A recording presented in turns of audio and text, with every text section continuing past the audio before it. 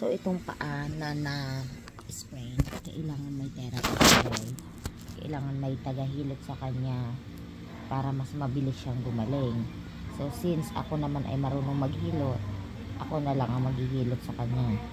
Mas nakaka-relieve siya ng pain at mas madaling nabubuhay yung mga nerves niya na naapektuhan. Kaya, ayan. Tulad nito, ayan. Pinanood ko kung paano siya hilutin. Pag ganun daw siya pag hinihilot. Ayan.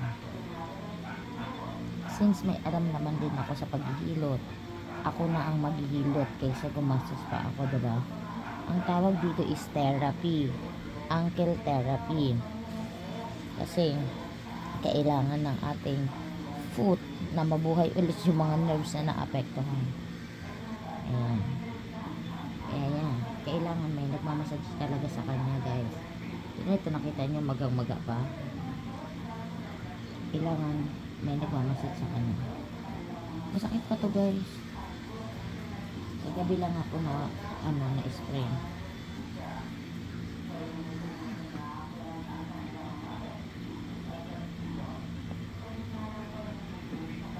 Kapag ako ang nagmamassage, guys, ramdam ko din na kung syempre light lang kung saan yung masasakit, diba? Unlike yung masahista talaga na masahin ka talaga ng bongga, bahala ka dyan kung masakit yan, diba? Ayan, kailangan mabuhay ulit yung mga nerves niya, guys, para magamit ulit yung paa natin. Sabi nila it takes 1 to 3 weeks kung grabe, 1 to 4 weeks kung stage 3 yung punit ng mga ligaments. Actually not ligaments, yung mga tissue napapalitan naman yan, diba, guys? So kailangan ko lang siyang alagaan yung paa kasi napaka-importante, guys. Diyos ko, kanina magpipick up yung rider na SPX, tinawagan niya ako, hindi ako makababa. Yung asawa ko nag-pick up sa anak ko from school, so pinag-antay ko yung rider kasi talaga, guys, hindi ko kaya. Baka mapilit lang talaga itong pa ako. Maybe my feet need rest, kaya din nangyari to sa akin, guys. Siguro sabi ng pa ako, pagpahingahin mo naman ako.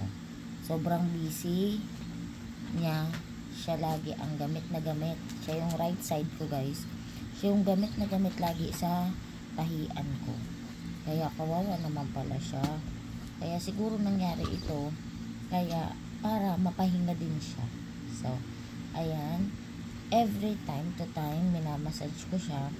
Tapos, ayan, nare-relief talaga, guys, yung sakit. Ito yung masakit, guys, eh. Ito na, ito lang, oh. Sobrang sakit nito.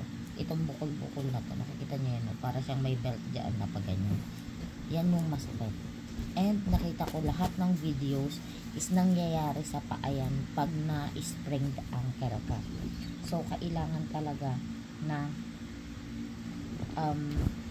i-massage siya nang marunong, guys, ha. Hindi pwedeng basta-basta. Ito yung mga nerves ko dito, oh. Siyempre naapektuhan yan kasi bigla yung pagkakahulog ko tsaka pagkakatapilok ko o pagkakasprain ko. So, ayan, kailangan masahihin lahat. So, ayan. Sa ngayon, ito lang muna ang maitutulong ko sa paa ko. At hindi ako nag-aakyat baba kasi hindi pwede na mapilit siya ng mapilit na siya, guys, na force siya na ma-force na maglakad. Hindi siya pwede, hindi kaya. So, ayan. Yan na muna, guys.